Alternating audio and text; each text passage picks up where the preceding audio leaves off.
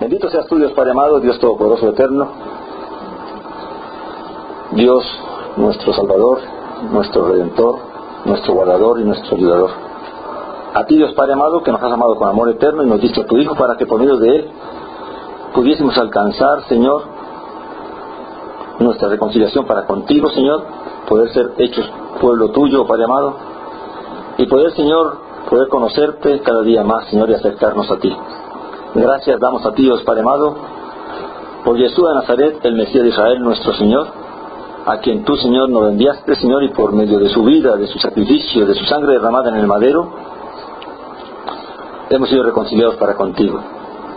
Padre amado, gracias por Él y en Él. Y Dios Padre eterno, a ti y al Cordero Santo que vive y reina a tu diestra, sea alabanza, loor y gloria, majestad y poder y magnificencia por los siglos de los siglos. Gracias, Padre amado, por todos los dones y bendiciones que tú nos has concedido, Señor, por medio de tu Hijo amado de Jesús de Nazaret, nuestro Señor. Padre eterno, por el don de tu Santo Espíritu, en quien tú nos guías, nos enseñas, nos diriges, nos ministras, nos consuelas, nos fortaleces. Padre eterno, nos renuevas y nos transformas cada día. Gracias por tu palabra que nos has concedido, Señor, por la revelación de tu verdad. Gracias por todo lo que tú has hecho por nosotros, Padre amado. Gracias por tus mandamientos que nos ayuden a conocer y a caminar, Señor, en tu voluntad. Gracias por este Shabbat, Señor, por este día de reposo, y gracias por este tiempo en que debemos de compartir, Señor, tu palabra, que nos congregamos aquí para querer conocer más de tu voluntad y de la voluntad del Mesías. Que tú nos ilumines en esta tarde, Señor, y que todo lo que hablemos, Señor, sea en la guianza y en el poder y en la dirección de tu Santo Espíritu, en la iluminación de tu Santo Espíritu, para que seamos edificados y ministrados por tu verdad, por tu Espíritu. Santifícanos en tu verdad y no nos dejes apartar ni a diestra ni a siniestra, Señor, y danos conocimiento y entendimiento cada día más de tus caminos. Todo esto lo suplicamos y te damos gracias en el nombre maravilloso y poderoso de tu Hijo amado, de Jesús de Nazaret, nuestro Señor. Amén, Señor. Hay un debate de que acerca del griego y del hebreo, de que si realmente si el pueblo en el tiempo de nuestro Señor Jesús hablaban griego o hablaban hebreo o arameo, o que si los escritos fueron en hebreo o se fueron en griego, o en qué idioma fueron. Vamos a tratar de entender un poquito, no basado en la historia, sino basado en lo que la Biblia nos revela acerca de si fue posible que el pueblo hebreo conservara su idioma o no, y cómo podemos nosotros verlo en la escritura de que si fue posible o no fue posible. ¿Qué testimonio tenemos en la escritura de que el pueblo judío, hablando ya específicamente de ellos, que fue la tribu, el reino de Judá, que la que fue llevado a cautiverio y volvieron, conservaron su idioma o no lo conservaron? Amén. Y así entonces vamos a guiarnos no por lo que digan los teólogos, sino que por lo que la escritura nos revela acerca de cómo culturalmente el pueblo judío, la casa de Judá se conservó o no se conservó dentro de la lengua hebrea. Amén. No le voy a preguntar si usted cree que lo conservaron o no, porque entraríamos en un debate aquí antes del tiempo. Pero vamos a ver qué dice en la escritura. ¿Dónde podríamos comenzar para saber si realmente el pueblo judío conservó el hebreo o no? ¿Dónde pudo haberse perdido el hebreo dentro del pueblo judío? ¿El hebreo antiguo o el hebreo actual? No, el hebreo bíblico. Porque cuenten al hebreo, ¿cómo es? No, esa es la escritura. La escritura es una cosa, la lengua es otra. Estamos hablando de la lengua. Aunque ahorita ya tenemos un hebreo que se llama el hebreo... ¿Cómo? Cuadrado. No, el hebreo que se habla en Israel ahorita. Este es el nombre. El hebreo moderno cuadrado. Moderno, eso. El hebreo moderno. Cuando dice que hebreo moderno, ¿qué significa? Que ha sido modificado, que ha sido cambiado en ciertos aspectos, ¿verdad? Estamos hablando de la lengua hebrea que el Señor habló, que Israel habló y que los judíos hablaron originalmente. Amén. No vamos a ver la escritura, porque la escritura también cambió en un momento de la historia, del paleo al hebreo a las letras actuales que tenemos de la escritura. Amén. Inclusive hoy en día el hebreo moderno tampoco se escribe como se escribía el hebreo después del paleo. Amén, porque usted ve que la escritura es completamente diferente. Ahora, ¿dónde podemos pensar que la lengua hebrea, no la escritura hebrea, donde la lengua hebrea pudo haberse perdido? ¿Dónde el pueblo, la casa de Judá, los judíos pudieron haber perdido su hebreo? En la invasión de Babilonia. Bueno, pues, buena idea, buena. Precisamente está aquí la deportación de Babilonia, pero bueno que analicemos qué pasó en Egipto. Pues como ellos vivieron tantos años allá, aprendieron. A ese es el punto. Según la escritura, o según los análisis que se han hecho, el pueblo hebreo, allí era el pueblo hebreo. Allí no era Israel todavía. Israel vino así cuando Dios los llamó Israel. Amén. Pero el pueblo, aunque Israel ya se llama a través de Jacob, ¿verdad? Pero vamos a referirnos a ellos como el pueblo hebreo, teniendo en cuenta su lengua. Se cree que vivieron un tiempo aproximado de 200 y pico de años ya en Egipto, como ya en la nación de Egipto. Ahora, ¿cómo eso en esos 200 años, en qué idioma le habló Dios a Moisés? ¿En Egipto, en egipcio o en hebreo? Amén. Ahora, si ellos pudieron, después de 200 años, conservarse como un pueblo, y aparte de eso conservaron su cultura y su lengua, entonces vamos ahora a movernos hacia el tiempo de la deportación. ¿Que cuántos años fue la deportación? 70 años, mucho más reducido, ¿verdad? Ahora, cuando ellos volvieron de la deportación, ¿qué idioma hablaban? Cuando volvieron a Jerusalén y empezaron a vivir en Jerusalén, ¿qué idioma impusieron como lengua? El arameo. ¿Seguro? O el griego, ¿no era? El caldeo. No, el griego apareció mucho tiempo después. Ok, vamos allá al libro de Nehemías, que es el que nos narra el regreso. Amén. Ahora, ¿qué pasó en el tiempo de Nehemías, cuando ya fue el tiempo de que volvieron? Amén. Nehemías, sí. Vamos a ir. Le pido que tengan paciencia porque yo no escribí los textos, no tengo que buscarlos ahora. Yo que está en el capítulo 7, en el 8 de Nehemías. ¿Dónde está mi querida esposa? ¿Tiene un poquito una botellita de agua, por favor? Amén. Está en Nehemías 8:1, amén. Dice, y todo el pueblo se reunió como un solo hombre en la plaza que está frente a las puertas de las aguas, y le pidieron a Esdras, el escriba, que llevara el rollo de la ley. Lea bien el versículo donde dice, ¿y todo qué? Y todo el pueblo se reunió como un solo hombre en la plaza. ¿Cuál pueblo? El judío. Todo el pueblo judío. ¿Cuál pueblo judío? Los que habían regresado de Babilonia. Amén. Entonces todos ellos le pidieron a Esdras que llevaran el rollo de la ley de Moisés que Yahweh había ordenado a Israel. Voy a leer en esa versión para que, digamos, Nehemías 8 estamos.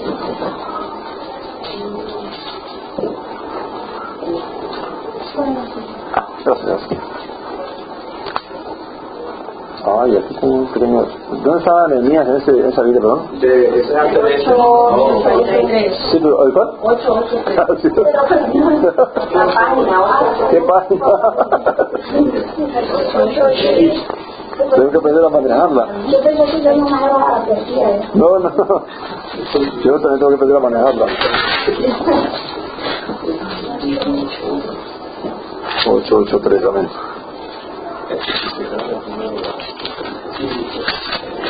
Amén. Voy a leer en esta villa, ¿eh? Dice, cuando llegó el mes séptimo, los hijos de Israel ya estaban en sus ciudades, todo el pueblo se reunió como un solo hombre. Cuando habla de Israel es de todos los que habían regresado de Babilonia, que ya se habían distribuido en las diferentes regiones que se habían repartido, amén. Todo el pueblo se reunió como un solo hombre en la plaza que está frente. ¿Ay, por qué en el mes séptimo? ¿Por qué se les ocurrió a ellos reunirse en el mes séptimo? Ajá. ¿Y qué más? Ajá. ¿Y qué más? ¿Qué mandamiento había en el mes séptimo concerniente a la palabra? Que cada 7 años debía leerse delante de todo el pueblo la Torah. Amén. Así que entonces ellos le piden, dice, todo el pueblo se reunió como un solo hombre en la plaza que está frente a la puerta de las aguas, y le pidieron al escriba Ezra que trajera el rollo de la Torah de Moshe que Yahweh le había encargado a Israel. El primer día del mes séptimo, el sacerdote Ezra trajo la Torah ante la congregación de hombres y mujeres y de todo el que era apto para entender lo que oía. Leyó del rollo desde el amanecer hasta el mediodía frente a la plaza que está ante la puerta de las aguas, en presencia de hombres, de mujeres y de cuantos podían entender. Los oídos de todo el pueblo estaba atento al rollo de la Torah. ¿En qué idioma leyeron? En hebreo. ¿El pueblo podía entender lo que estaba leyendo? Algunos. Dicen los que podían entender. Quiere decir que el entender, ahora hay dos cosas que vamos a explicar. Nos vamos a ir leyendo para explicarle algo aquí. Voy a explicar qué es lo que está dando aquí el profeta, el autor. Ok, dice el escriba, el 4 dice, el escriba Ezra estaba sobre una plataforma de madera que había hecho con ese propósito, y junto a él, a su derecha, estaba, bueno, habían unos levitas. ¿Y qué eran los levitas? El 5 dice, Ezra abrió el rollo a la vista de todo el pueblo, porque él estaba más alto que todo el pueblo, y cuando lo abrió todo el pueblo se puso de pie. Ezra bendijo a Yahweh, a Elohim, y todo el pueblo alzando las manos respondió amén, amén. Así sea, así sea. Luego se inclinaron y se postraron ante Yahweh con el rostro en el suelo. Entonces los levitas, aquí está. Al final del 7 dice, Pelayá le explicaban la Torah al pueblo mientras el pueblo permanecía de pie en su lugar. Ellos leían el rollo de la Torah de Aharoín, traduciendo y aclarando el sentido de modo que entendieron la lectura. Ok, vamos a ver en esta otra Biblia el versículo 8. Amén.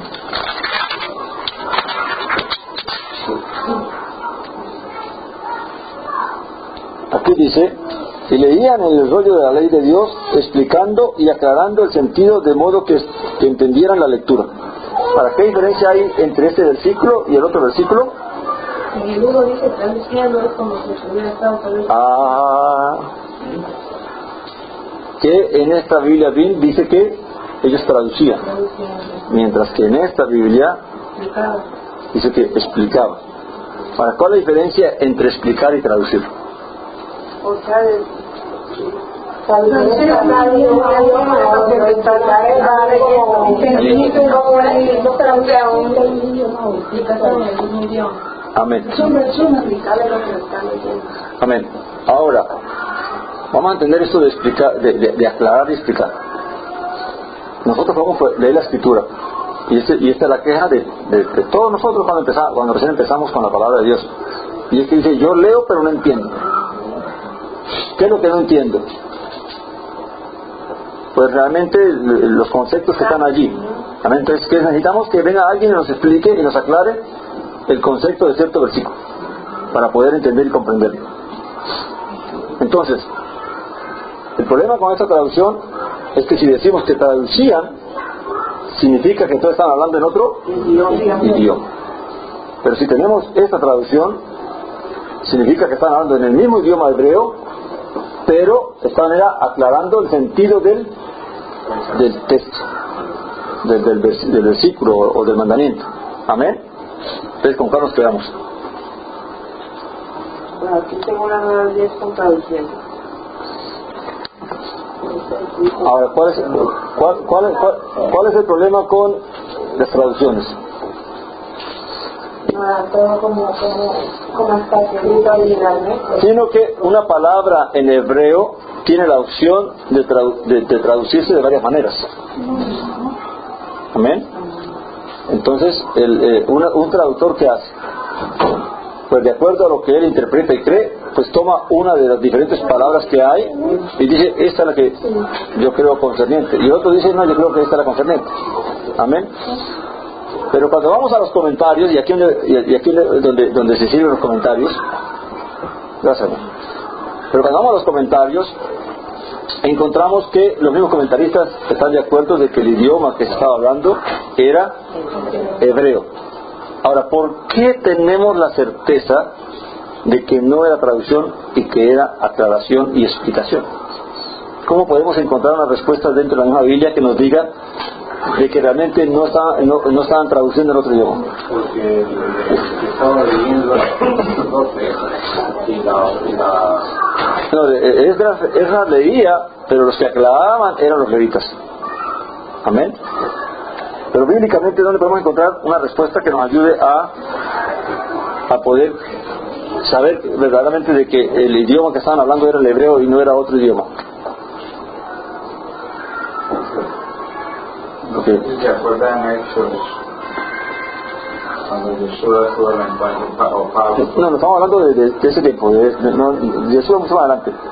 Lo vamos a ver más adelante, sí, pero quiero que nos enfoquemos en este punto. ¿Cómo nosotros sabemos que en el tiempo de que ellos regresaron de Babilonia hablaban el hebreo y no el arameo, o no cualquier otra lengua? Y es aquí donde entramos a estudiar. No, tiene que estar, la respuesta tiene que estar en la Biblia. Tenemos que encontrarla en la Biblia, porque si la Biblia no lo dice, entonces vamos a estar expuestos a lo que un arqueólogo diga o a lo que diga cualquier historiador o cualquier cosa. Amén. Acompáñenme al capítulo 10 un momentito del mismo Nehemías, al 10 o al 13. Y aquí a ver si esto nos ayuda a entender qué idioma hablaban ellos. Amén.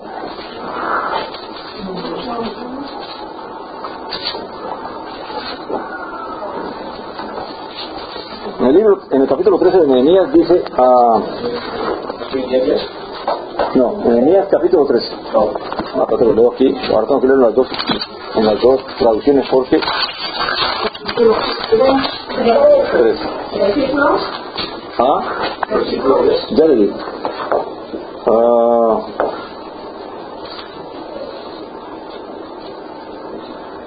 El 23.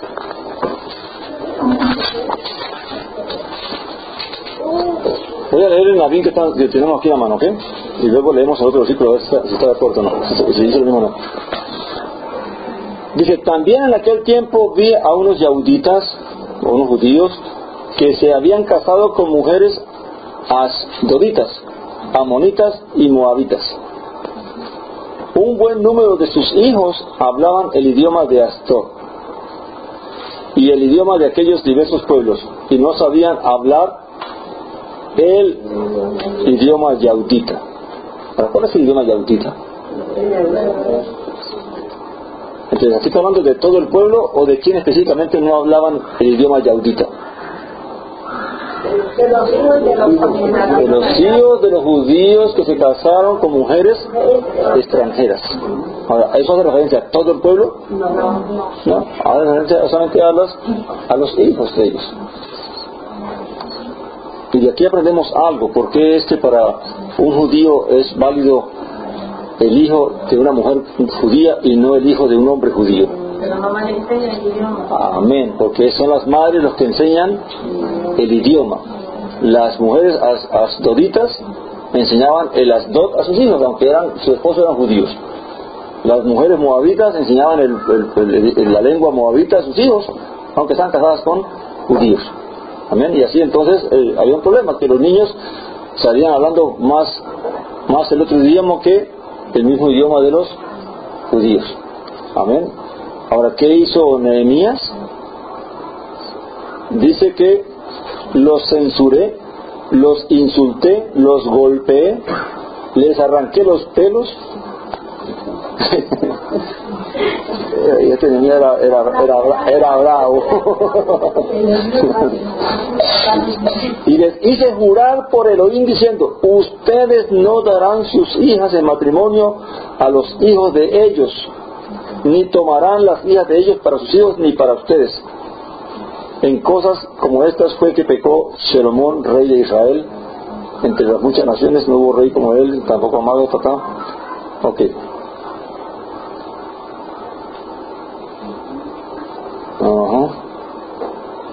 Aquí dice que el 28 dice: uno de los hijos de Joayá, hija del sumo sacerdote Elisá, era yerno de Zambalá, el joronita.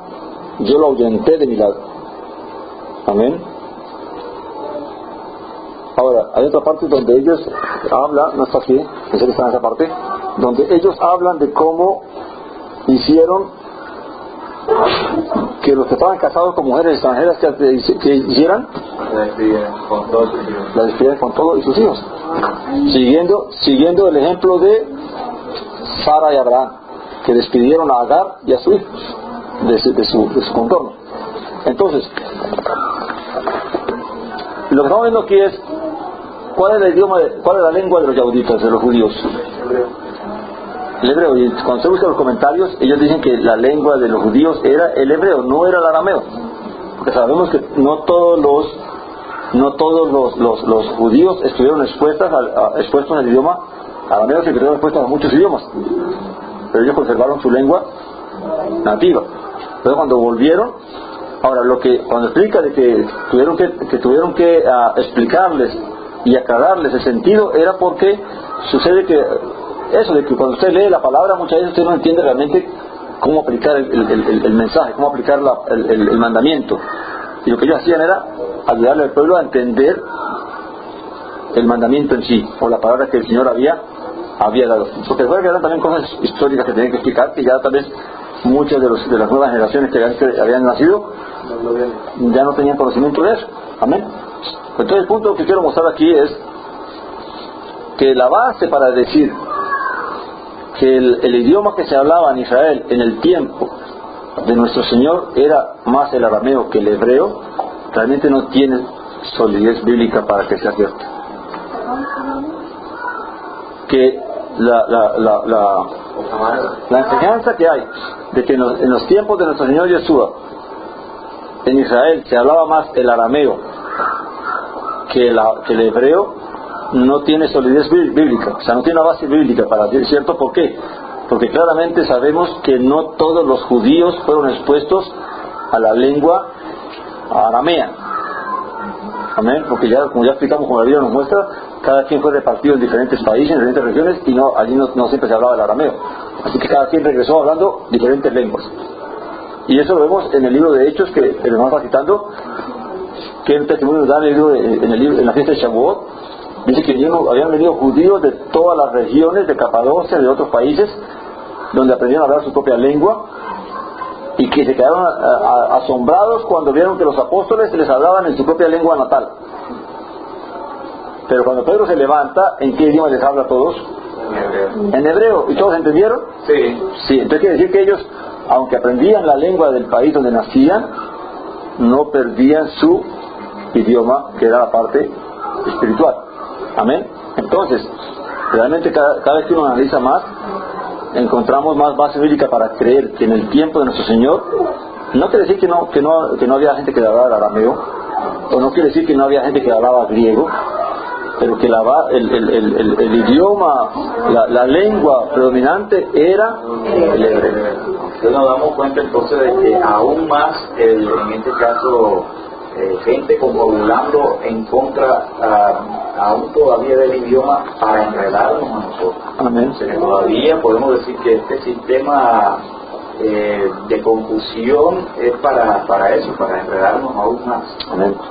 Porque al quitarnos eso, al quitarnos en este caso la probabilidad de que en el tiempo de nuestro Señor hablaba hebreo, entonces se nos cae un montón, o no podemos sustentar un montón de enseñanzas que las escrituras muestran en el Brit Hadashah. Amén.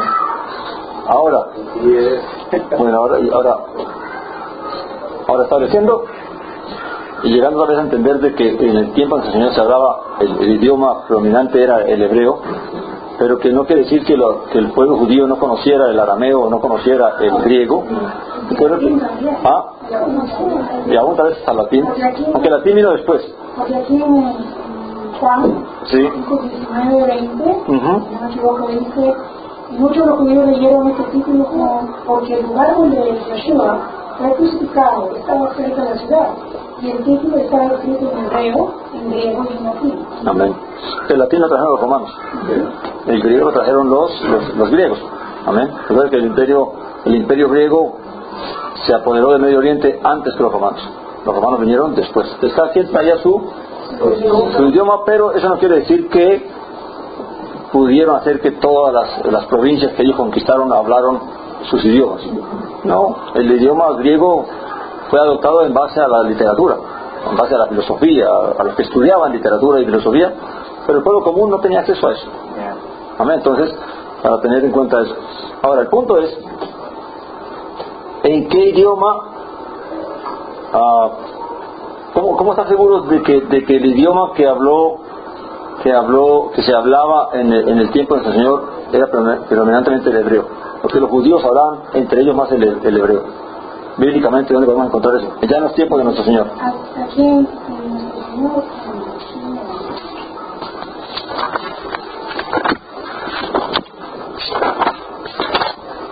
Hay una traducción que dice que cuando Pablo tuvo el encuentro con Jesús, él estuvo en lengua hebrea. Ajá. En el libro de Hechos están las dos porciones los dos testigos que necesitamos. Amén. El mandamiento bíblico es que por boca de 2 o 3 testigos sea toda palabra declarada. Hay una carta de Pablo 22, Ok, cuando Pablo, ¿el 21? el 21, 40. Ajá. Hechos. Hechos 21, 40. Amén. Allí está hablando Pablo cuando él está narrando cuando fue arrestado, ¿verdad? En el templo, y cómo lo salvaron los romanos, ¿verdad?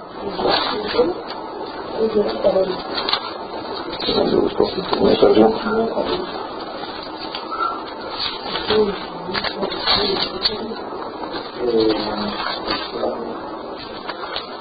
El 1:40, ok. Dice aquí, narrando la historia esta de... El 39 dice, el 21-39 dice aquí.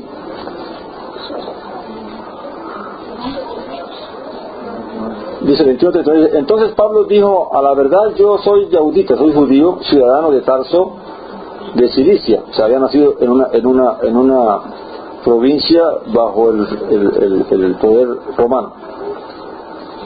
De Cilicia, una ciudad no insignificante, o sea que era grande, ¿verdad? Y te ruego que me permitas hablarle al pueblo. Como él se lo permitió, Pablo de pie en las gradas hizo señal con la mano al pueblo. Cuando se hizo un profundo silencio, comenzó a hablar en el idioma ¿qué? Hebreo, diciendo, hermanos, padres, todo esto que está aquí, eso lo dijo él en hebreo. Ahora, ¿por qué ese pueblo hablaba arameo, según como dicen? Porque Pablo... Ahora, ¿sabe qué he encontrado yo en explicaciones de este tipo? Que los que tradujeron la Biblia, en vez de poner arameo, pusieron hebreo. Sí, arameo. No, que los que tradujeron esta Biblia, o sea, estas porciones, que se equivocaron en poniendo hebreo, que tenía que era arameo. Pero, sí, dicen ellos, pero realmente estos textos sabemos que están tomados de los textos más antiguos. Y en textos más antiguos dice hebreo, no arameo. Amén. O sea que donde está leyendo ahora, o sea, la que tenemos ahora es del texto, sí, es el idioma que habló Pablo al pueblo, y ahí sí sabemos que el pueblo hablaba el hebreo basado en esto. Ahora, también tenemos la enseñanza de en qué idioma le habló Jesús a Pablo cuando se le apareció. Amén. ¿Qué testimonio da Pablo de eso? ¿Qué le dijo? ¿Dónde está? ¿Nos contaron ya?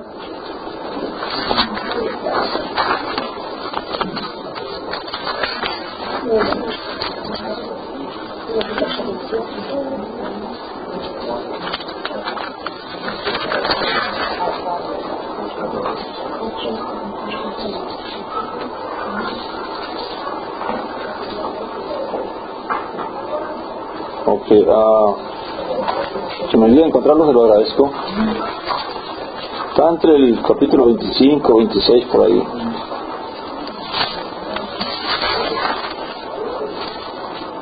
Ok, 26, 11.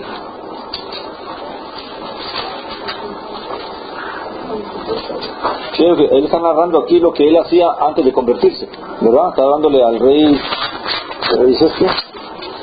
Agripa, también.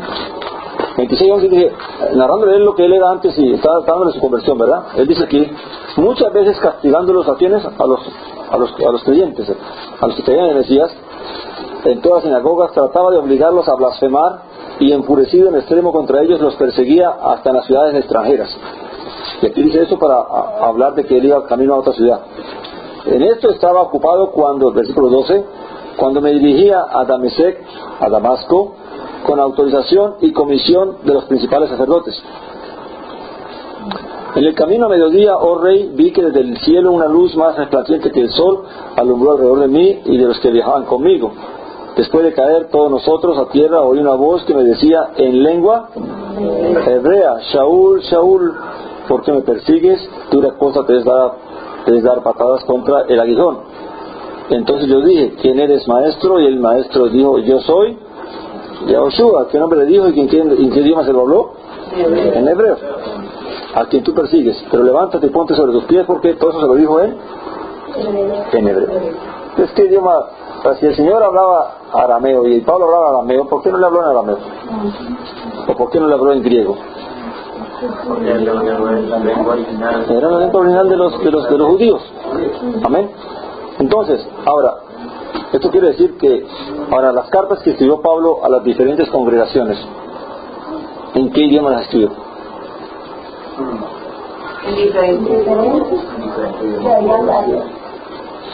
Ahora, ¿qué era más fácil poder llegar? Porque recuerda que él da testimonio en Corintios, él dice algo que a veces pasa por alto. ¿Qué dice él en Corintios, 1 Corintios capítulo 12, cuando habla de las lenguas? Porque yo hablo más lenguas que todos. ¿A qué lengua se refería? No a las lenguas angelicales, sino a idiomas. Él hablaba más lenguas que muchas personas. O sea, tenía ese don de Dios. Hablaba el latín, hablaba el griego, hablaba el hebreo, hablaba el arameo. Español no creo, aunque se cree que es España. De pronto sí, de hecho por ser el apóstol que recorrió pues casi todo el mundo, pues él necesitaba eso. Amén. Necesitaba eso. Pero la ventaja era que la mayoría de esas regiones hablaban el griego como el idioma comercial. Entonces, por lo tanto se prestaba. Amén. Ahora el punto es que aquí, ahora, ¿qué pasa si Pablo escribió en griego las cartas? ¿Qué tiene de malo o qué tiene de bueno? ¿Por qué? Con la traducción siempre acomodan a lo que mejor les sale. Ahora, ¿cuál es la diferencia en que un judío escriba griego y que un griego escriba griego? ¿Cuál es la diferencia entre que un judío escriba en griego las cosas tocantes a su cultura, a que un griego escriba las cosas tocantes a su cultura? El griego lo hace mejor. No me revelaba. ¿Entiendo su idioma? ¿Cuál es la diferencia? La diferencia está en que los judíos escriben, como dice, el griego, y los que la traducen con pensamiento judío. O sea, ellos escriben con el pensamiento judío, lo pueden hacer en griego, y los que la traducen, el pensamiento del judío lo ponen en el griego, y él lo tergiversa todo. El punto es que cuando tú escribes a una cultura en un idioma, tú escribes basado en tu cultura. ¿Se entiende? Aunque escribes en otro idioma. Amén. Vamos nosotros. Nuestra cultura es el español. Nuestra lengua generalmente es el español. Pero si nosotros escribimos en inglés algo, aun cuando fuera para gente hispana, que lee el inglés, se lo escribíamos, aun cuando fuera en inglés, basado en qué pensamiento, en el pensamiento hispano. O sea, palabras que ellos saben que nos van a entender lo que vamos a decir, aunque sea en inglés. Amén. Pero ¿qué pasa si le escribimos a un americano? ¿Cambia algunas cosas? ¿Qué cambia? Claro, ¿sabes? Yo no puedo escribirle a un americano que no conoce nada de mi cultura como le escribiría a un mexicano o a otro que habla inglés de mi cultura en inglés. ¿Por qué? Porque yo sé que él va a entender muchas cosas que yo se lo explico, pero al americano va a tener que explicarle más cosas. Entonces digo, algunas personas, esto quiere decir esto, o esto quiere decir, si le estoy narrando o contando alguna historia acerca de algo. Entonces, ahora, ¿por qué digo esto? Porque en las escrituras encontramos algunos casos que nos dan luz de esto. Fíjate en la charla que tuvo Yeshua con la mujer samaritana. Allí encontramos una... Amén. Libro de Yohanan, capítulo 3. 4, perdón. Gracias.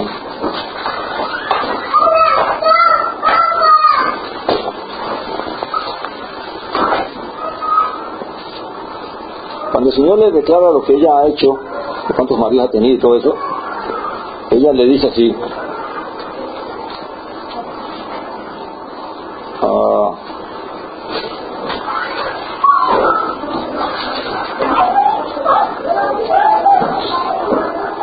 dice la mujer en el capítulo 4:19 de Yohanan, de Juan, dice: la mujer le dijo: Maestro, veo que tú eres profeta.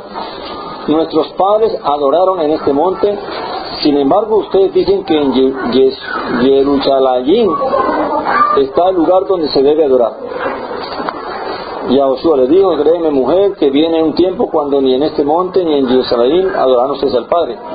Ustedes adoran lo que no conocen, nosotros adoramos lo que conocemos, porque la salvación procede de los yauditas. Pero viene un tiempo, y ahora es cuando los verdaderos adoradores saltemos eso. Vamos al 25. Le dijo la mujer: sé que viene, ¿quién? El Masías. En esta traducción, para que veamos las traducciones, libro de Juan. No. Y esto bueno, pero que lo tengamos como evidencia allí. Ok. Dice, ¿dónde vamos? ¿En cuál versículo es? 25, dice aquí: le dice la mujer: sé que viene el Mesías, que es llamado el ungido. Cuando él venga nos declarará todas las cosas. Bueno, aquí vemos dos cosas. Y aquí en esta traducción dice: le dijo a la mujer: sé que viene el Mashiach, el llamado ungido. Cuando él venga nos declarará todas las cosas. Jesús le dijo: yo soy el que habla contigo. Ahora, ¿por qué esta gente puso aquí el llamado ungido? Y en otras Biblias tenemos llamado el Cristo. Ahora, ¿y por qué el autor pone esa notita ahí? Amén. Bueno, esto se está escribiendo para alguien. Porque el ungido es como más ¿Qué significa Mashiach? el ungido. No, Mashiach significa, o Mesías significa aquel que iba a ser el ungido, el escogido de Dios. El ungido significa cuando se derramaba aceite sobre alguien, o sea, alguien que se escogía para un mandato. Entonces, amén. Amén. Hay dos pensamientos, el uno es griego y el otro es hebreo. Ahora sí, ok. La diferencia. Ok, la palabra, ¿por qué algunas Biblias usan la palabra Cristo y estas usan la palabra ungido? Porque Cristo es la palabra griega que se traduce como ungido, como escogido. Cristo, ¿verdad? Entonces, en realidad, ungido no es el original de esta traducción. O sea, ungido ya es la traducción al español. Pero cuando se Pero ¿a quién estaba escribiendo el escritor de esta porción? A alguien que tenía conocimiento griego, ¿verdad? Entonces él está diciendo, ella dijo Mashiach, pero para que usted no se confunda, es el que llamamos o el que se llama él, el Cristo. Amén. Ahora, ¿tendría necesidad un judío al escribir a otro judío explicarle eso? No. No, entonces quiere decir que hubo necesidad de explicarlo. ¿Para qué? Para otra cultura, para otro contexto. Amén. Donde los griegos realmente conocían cuando hablamos de griegos, nos estamos refiriendo a qué personas. Judíos que vivían No estamos hablando solamente de griegos en el sentido de ciudadanos griegos, sino de judíos que vivían en los países fuera de Israel y que su lengua con la que estaban más relacionándose era el griego. En las sinagogas fuera de Israel, ¿en qué idioma se hablaba? En griego. ¿Qué Biblia se usaba? ¿Qué escrituras se usaban para esas sinagogas? ¿Cuáles? Y aquí se les pregunto de ven. ¿Qué escrituras se usaban en las sinagogas fuera de Israel para explicar la palabra? ¿Qué es? Las escrituras hebreas en griego. ¿Qué es la Septuaginta? La Septuaginta fue la traducción de las escrituras hebreas al griego unos 300 años antes del Mesías. Un rey egipcio, Ptolomeo, tenía una biblioteca, ¿verdad? Y allí tenía todo tipo de libros. Y el libro que le faltaba, ¿cuál era? Las escrituras hebreas. Y él quería tener una copia de las escrituras hebreas. Entonces mandó y escogieron 70 judíos para que tradujeran las escrituras hebreas al idioma griego. ¿Y por qué 70? Porque quería estar seguro de que fuera una buena traducción, ¿verdad? Entonces, ¿qué pasó cuando los judíos que estaban traduciendo al griego se encontraron con la palabra Mashiach en el hebreo? ¿Con qué palabra la tradujeron al griego? Cristo. Pues cada vez que una persona leía en griego, un judío que hablaba griego y leía en griego y leía la palabra Cristo en la escritura, en la Septuaginta, él sabía que estaba hablando de quién, del Mashiach, del ungido. Amén. Entonces cada vez que se habla de ungido en la escritura, como cuando David dice que no pondré la mano sobre el ungido, en el griego decía Cristo y en el hebreo decía Mashiach.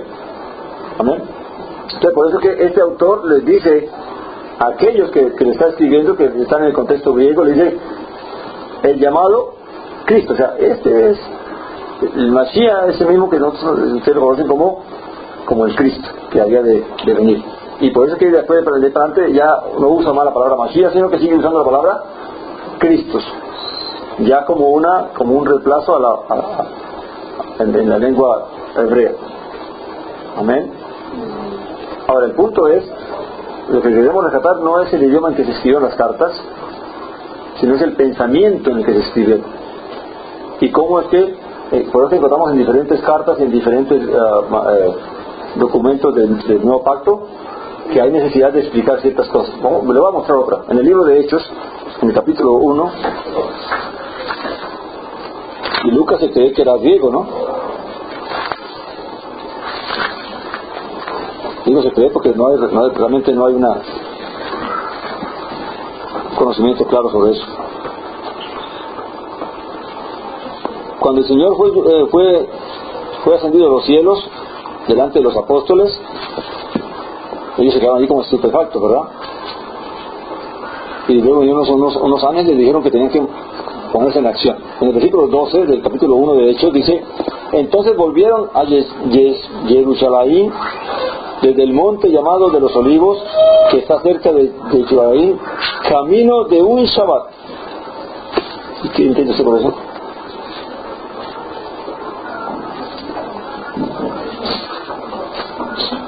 ¿Qué entendemos camino de un Shabbat? ¿Ah? ¿A un día de camino? ¿Cuál es la diferencia de un día de camino que sea Shabbat? Y Yo venía un día, pero de pronto no era semanal, sino era uno de los Shabbat de la fiesta en esta. El punto aquí es que aquí encontramos eso. Pastor, aquí no es eso de los mandamientos no lejos que tienen que no pueden cambiar. Dice eso, dice 3.500 pasos que menos de 3 kilómetros de distancia limitada para recorrer en el sábado. Tenemos una Biblia, ¿tu Biblia es cuál? ¿La BIN? Tenemos una Biblia que no sea BIN. Otra parte, esa. ¿Cómo dice ahí, perdón? No. Camino de un día de reposo. Camino de un día de reposo. Ahora, para una persona que no tiene ni idea de la cultura judía, ni de la religión, ¿qué significa el camino de un día de reposo? ¿Y cuál es la diferencia entre el camino de un día de reposo y el camino de un día normal? Amén. Ahora, ¿por qué Lucas escribe en esos conceptos? ¿Que le está escribiendo a un extranjero o le está escribiendo a un judío? A un judío que entendía lo que está diciendo. ¿Qué entendía ese judío cuando leyó que el monte de los olivos estaba a un día de camino de reposo? Porque conocía la tradición de los ancianos de Israel. No estoy hablando de la ley de Dios, estoy hablando de la tradición de los ancianos.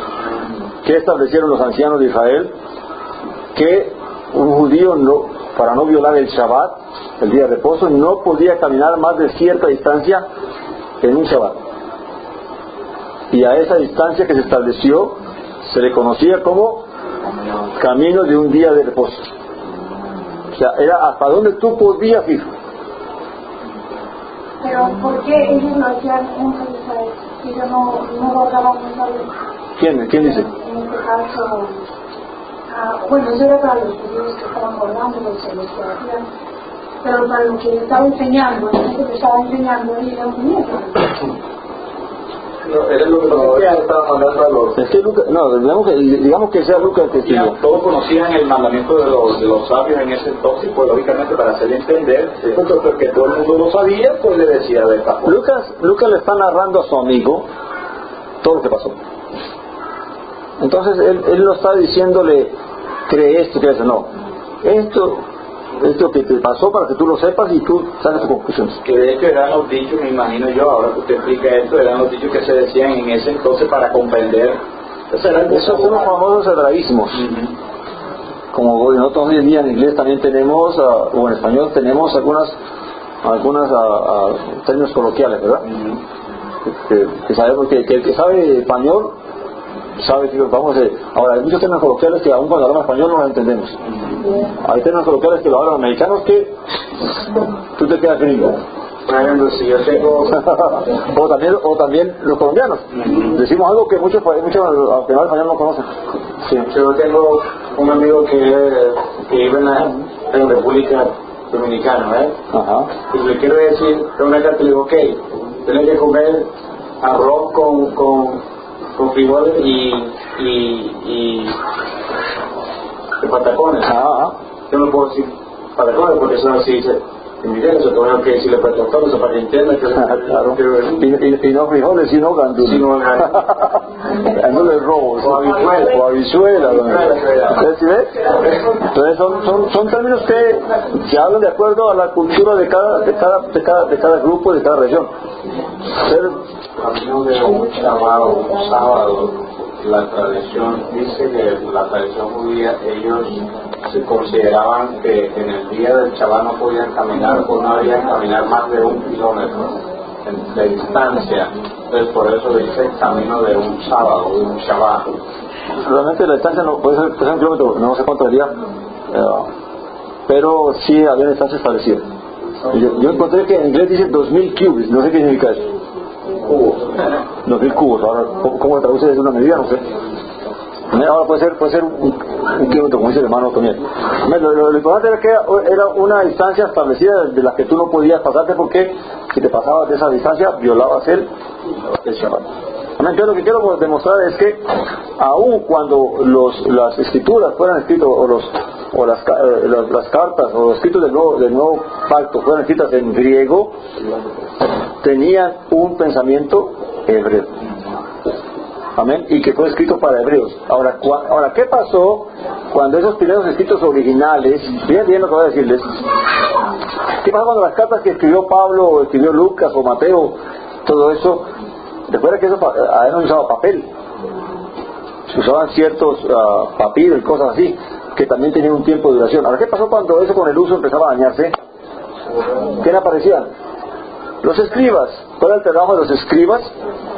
Copiar los escritos.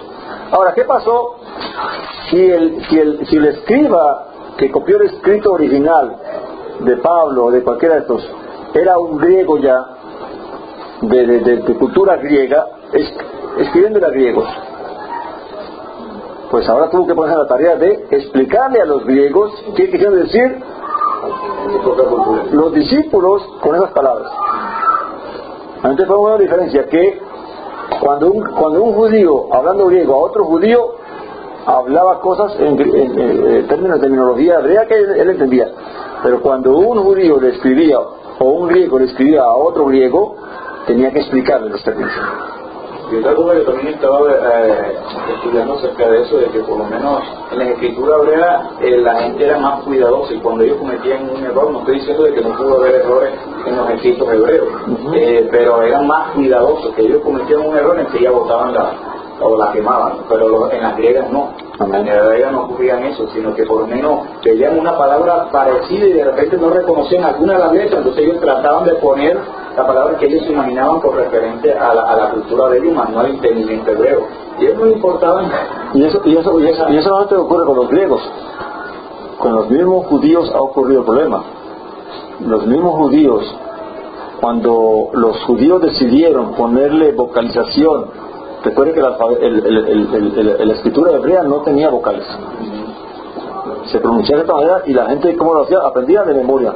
Tenían que aprenderse las escrituras, aprender a leerla de memoria y saber que, aunque no tenía vocales, sabían cuál era la palabra, cómo se pronunciaba y qué significaba. Ahora, ¿qué pasó cuando se levantó un grupo de judíos que llamaban masoretas y decidieron, para que no se perdiera la pronunciación correcta según ellos, ponerle vocalización a las letras y aparecieron los puntitos que le ponen?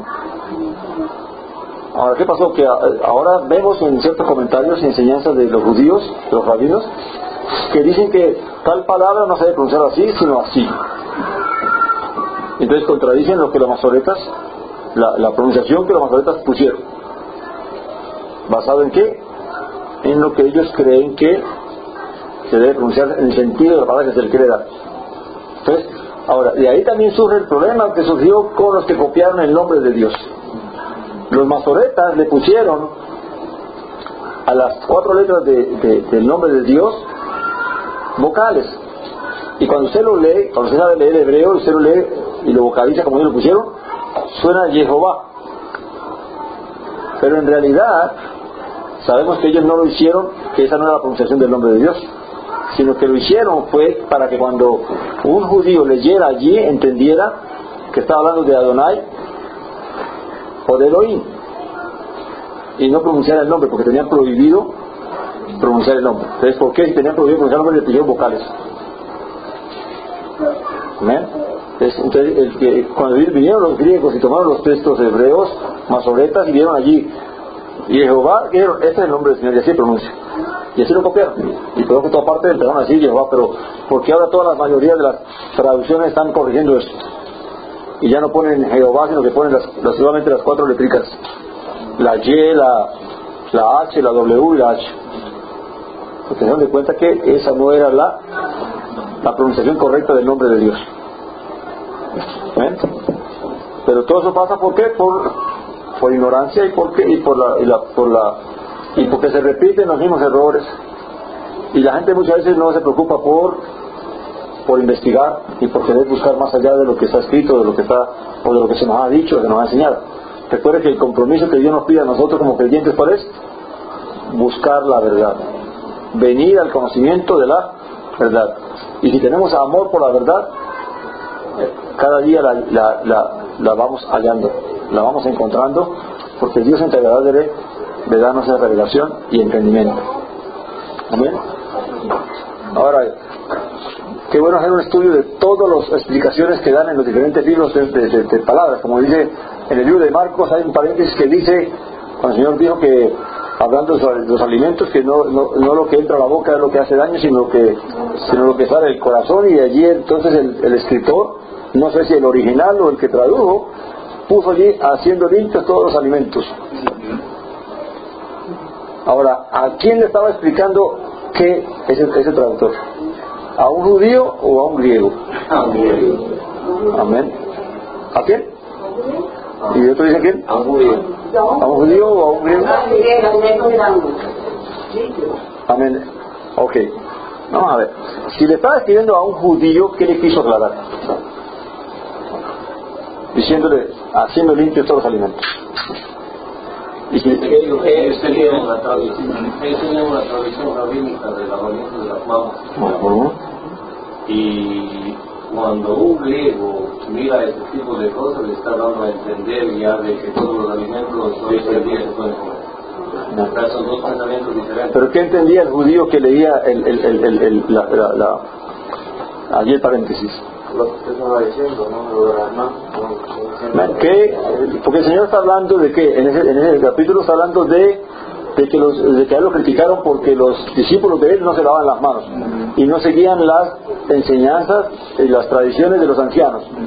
Entonces, cuando el Señor habla de esto, el que está escribiendo aclara allí, haciendo limpio todos los alimentos, no es basado en que ahora podemos comer de todo, sino que no es cuestión de lavarse las manos si los alimentos son limpios o no. Que no hay que seguir esa tradición, o sea, el Señor no estuvo de acuerdo con esa tradición de que hay que lavarse las manos para poder comer. Ahora, hoy en día lo hacemos por cuestiones higiénicas, pero en ese tiempo era un mandamiento religioso. Entonces es lo que le explica al que está leyendo, dice, lo que está leyendo dice, no hay que realmente, no es el lavado de las manos lo que hace limpios los alimentos. Eso es lo que él le quiso decir. Los alimentos son limpios por sí mismos. Ahora, usted no se come el mango sin lavarlo. Uno lo lava, pero no es por mandamiento, es porque es cuestión de higiene hoy en día. Ya un judío lógicamente entendía lo que era un alimento. Porque entonces, si no hubiera entendido en ese momento que ahí estaba el alimento, entonces Pedro, ¿por qué entonces le quedó extraño cuando vio bajar todo ese lienzo con todo el alimento? Si él hubiera entendido eso en ese momento, no hubiera... come de todo. No, venga para acá. Amén. Entonces, el punto es, si nosotros tenemos en cuenta la intención del autor, y basados en esto, es que podemos interpretar muchos textos que tienen traducciones equivocadas. Vamos en Colosenses, lo voy a dejar para hacer que tomamos el café. En Colosenses habla algo muy interesante, cuando habla Pablo de que nadie os juzgue en comida o en bebida, o en lunas nuevas o en Shabbats.